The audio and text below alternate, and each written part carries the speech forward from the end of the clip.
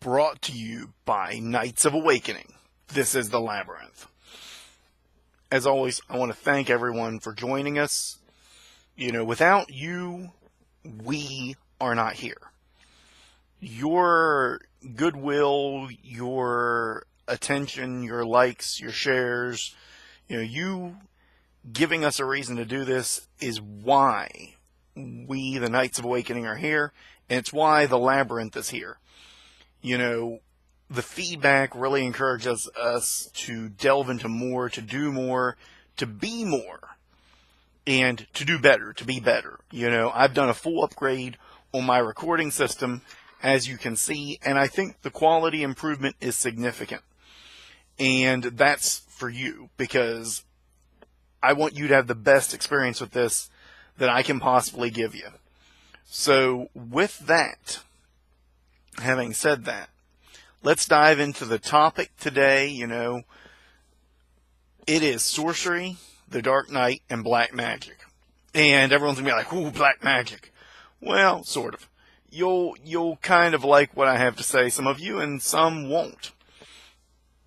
The first thing I want to hit on is the term Sorcerer. The Sorcerer is by dictionary.com's definitions. I'm going to be pulling two words here. Sorcerer and sorcery, and I'm going to discuss what that means in the real world. The sorcerer is a person who practices sorcery, or a black magician, or a wizard. And there is a heck of a definition there, because frankly put, that means anyone who goes up against the current normal model, the current moral model, or the dogmatic model. We're going to hit on what it means to be a sorcerer then. You could argue that someone could be a Christian sorcerer, but with the current model that exists, they would definitely have to have a very unique view on Christianity. They would have to be an agnostic, or someone who has a very unique take on the concept of God. They would have to have tossed their dogma aside. Very, very few people can do that in any group. The sorcerer has one dogma, and that is that they have no dogma. Sorcery is the art, practices, or spells of a person who is supposed to exercise supernatural powers through the aid of evil spirits, black magic, and witchery.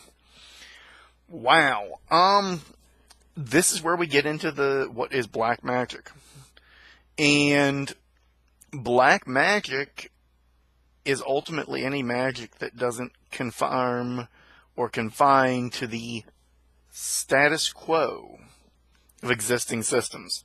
So if you are not evoking and practicing under the adherence of, if you're in a nation that's primarily Christian, God or Jehovah, or you're not doing your practices in an Islamic nation under Allah, which is another word for God, then you are a black magician. Welcome to the club. All of the Wiccans, all of the Norse, all of the Celtic practitioners, all of you, welcome to the Black Magic Club. You're here. You've arrived. You're also working with evil spirits, because any spirit, being, or deity that falls into this classification is outside the normal mode of operation. That is to say, evil is defined as a social construct.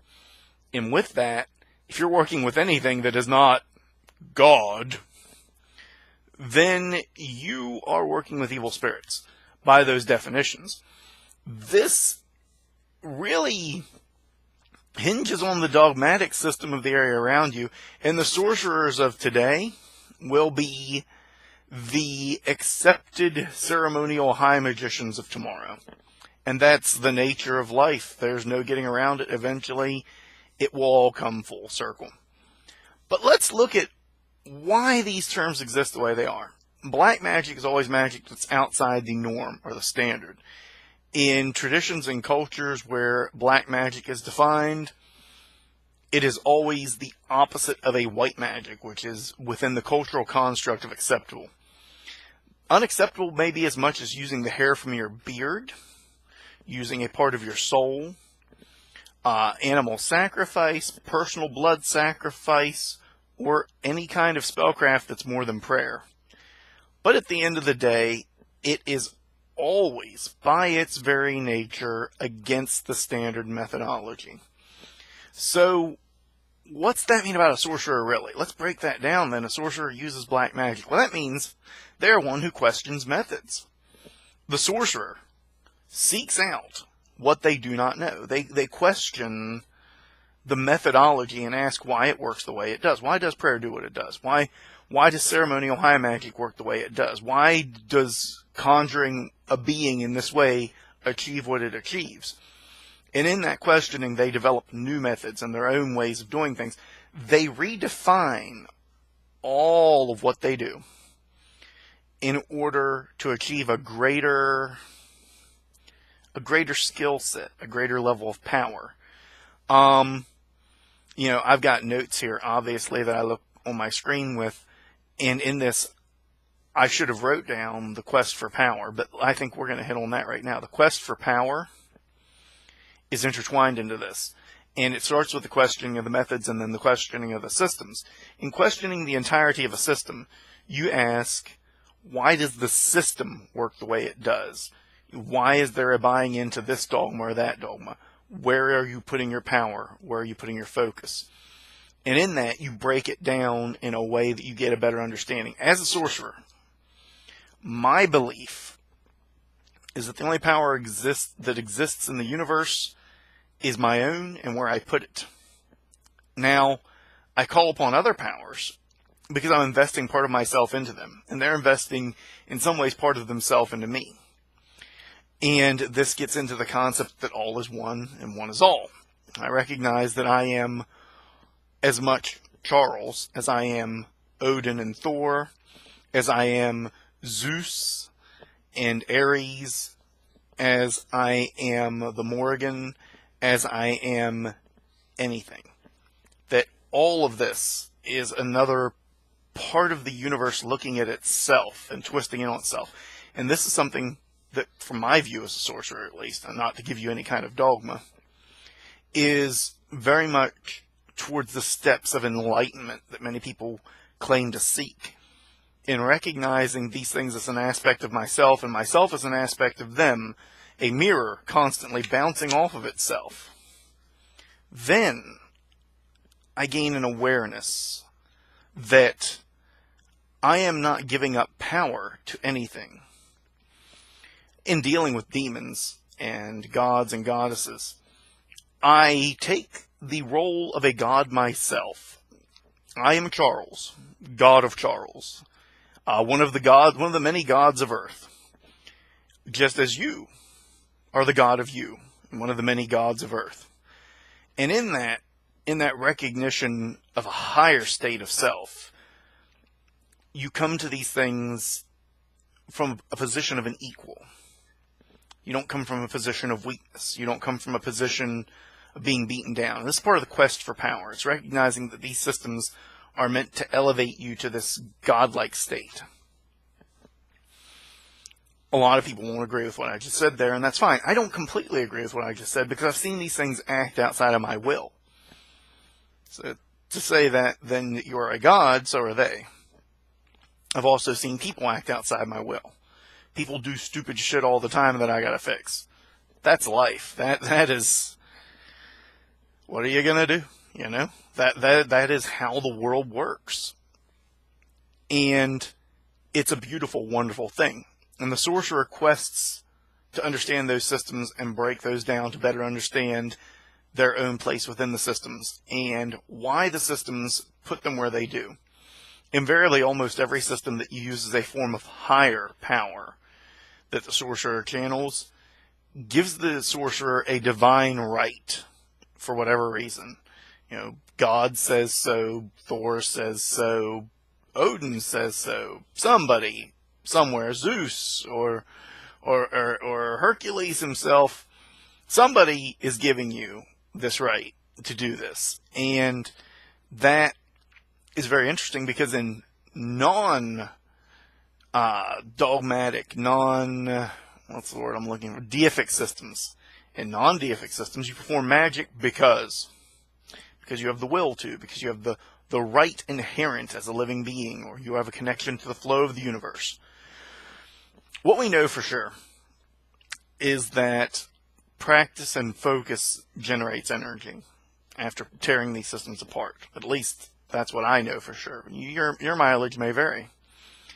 And in that, you are as strong as your focus is. You are as powerful as your focus.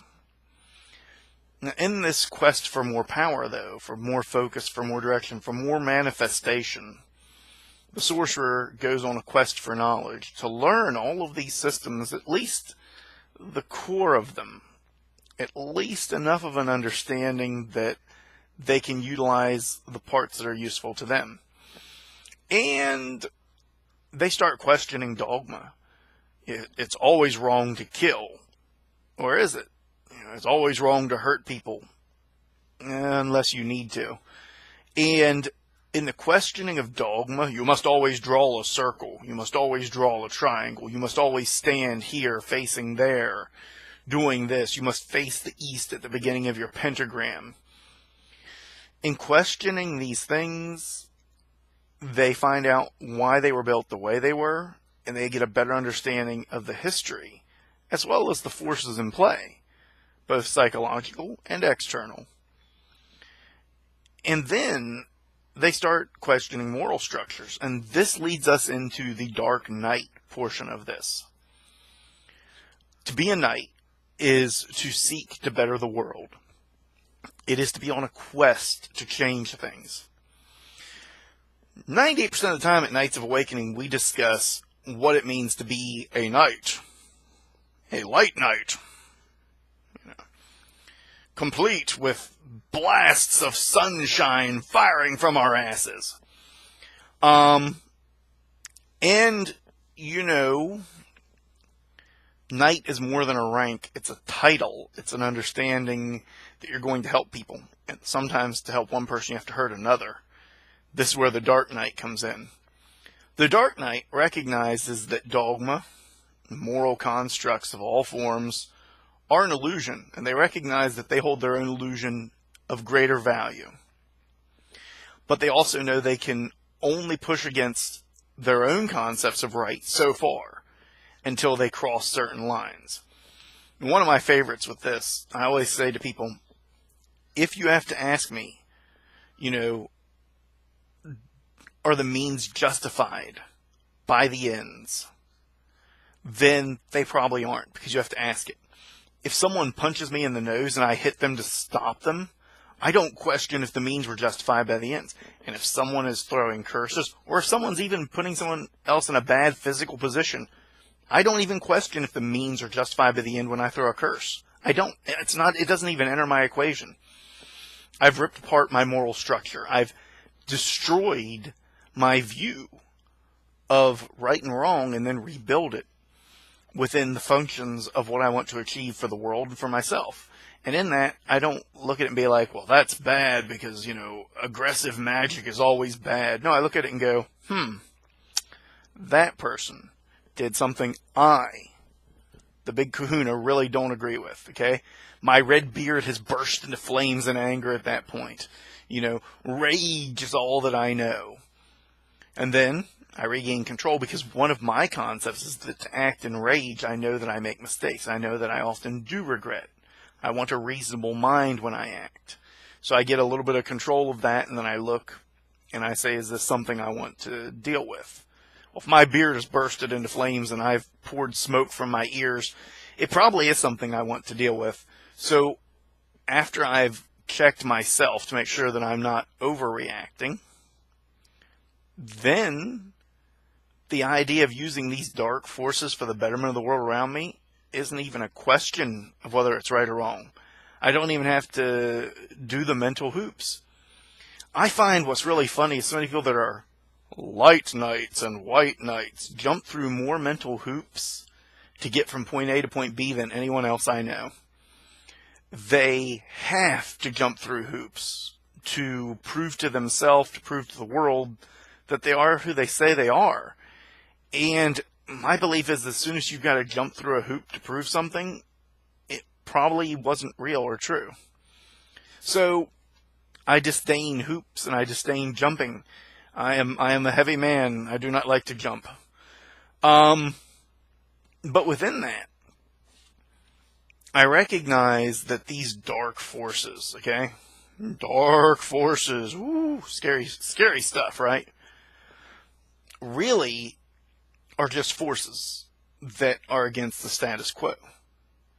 You know, offensive magics, demonic summonings, these are just things that other people don't like. And a really funny note for you, there are two communities that I belong to. I belong to the spirit keeping community at large, and in that community, the idea of traditional goetic magic as it is done be very frowned upon. That would be dark magic. How dare you invoke or evoke a demon into a triangle while standing within a circle yourself and force it to do your will? That would be evil. And then there is the greater magical community that I belong to, who would say, how dare you bind any being, you know, even with its own free will, in accordance with it, to a stone for a person? How dare you keep beings on hand, and how dare you not draw that circle of protection? How dare you not put that demon in a triangle? You're being reckless and dangerous, and what happens when that demon gets out and it hurts someone? It'll be your fault. Two very, very polar, opposite, different points of view. I'm a sorcerer. I look at it and go, how dare I? To both. I say, because I dare. Because I am a sorcerer. Because I don't have that moral compunction to view this in only one state. And I wrote an article at the Rosequartz Labyrinth about the point of contact. And if you don't understand my views on demons and why I can be both very friendly and very harsh about this, then you need to read the article in the education section. It will really explain a lot to you. Within this, lastly, the Dark Knight who seeks out the black magic seeks out power. We seek out power from all places and all ways, and we're always looking for that power in some capacity so as to better ourselves, so as to grow. That is our primary. That is what we do. And it's a part of who we are. It's a part of how we utilize the world around us. This is what it means to be a sorcerer. And we've went over what black magic is. It's the socially unacceptable. And it's funny because I can show you two communities as primary examples. Traditional high magic communities where treating a demon as less than anything but a loaded gun is considered taboo at best. And then I can show you communities where treating a demon as anything less than a friendly patron who you're asking for a cup of tea is very taboo. Very, very, very wrong.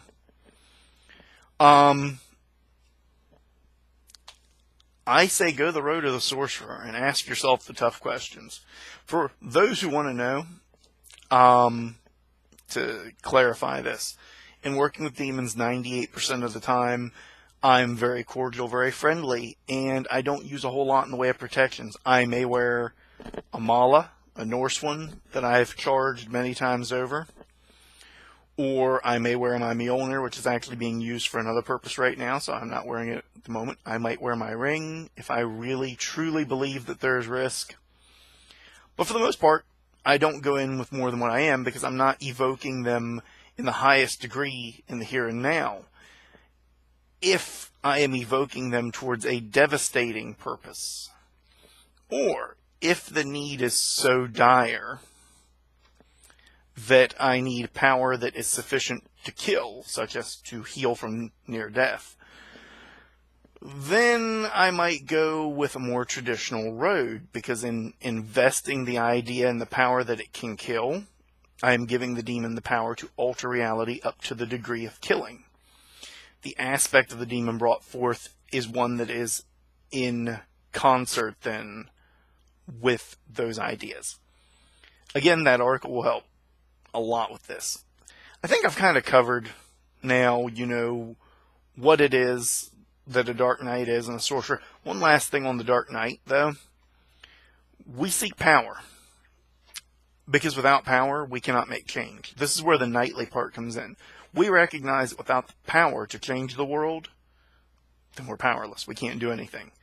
We recognize the need for power. I think many, many, many light knights are actually middle of the road. And from the point of view of the stringent dogmatic knight, that would make them dark. Ooh. So, it's an interesting way of looking at it and breaking this down. And this is going to go up under both the Labyrinth and the Knights of Awakening, because it's covering a knightly topic, it's covering a mystical topic. I think you'll find some value in it, no matter where you're at. If you're into mysticism, I think this may have given you some thoughts and ideas. It may have opened your ideas to some communities and the way they view the world. If you're not into mysticism, then this... What the hell are you doing watching a Labyrinth episode? I want to thank you for your time. As always, we have hit past the 20-minute mark, and I hate doing that. But I want to thank you for your time. If this video was useful to you, like it, share it, subscribe. If you haven't already subscribed, if you have, thank you. I talked with Justin and Allie about this, we are reaching out through the Labyrinth to a community that is so very active in the mystical community, and that we're getting positive feedback. This is something we've never had on the Knights of Awakening for the most part. We've had a few communities. The nightly communities have given us a lot of feedback. But for the very first few years of the KOA and for the longest time in the Labyrinth, our feedback was in raw numbers without any verbal support. And your verbal support has inspired us so much that we're doing more. We're doing more on the nightly aspects. We're doing more on the mystical aspects. We're doing more on the philosophy. We're doing more on the practice side of things, which would have to do with the political. And we're doing more on the path side of things within the philosophy. So we are doing more in those areas than we have ever done as a group. And that's because of you. Okay? That's not because of me. Okay? It's not because of Justin. It's not because of Allie. Okay? It's not. Okay? We are responding to your goodwill. So you want to know if you're making a change in the world, you're encouraging us, and then us getting out there and doing more to show the world, to help the world learn, to express and to gain and grow. That's you. You did something. You achieved a major step in that because you helped us to awaken the night within.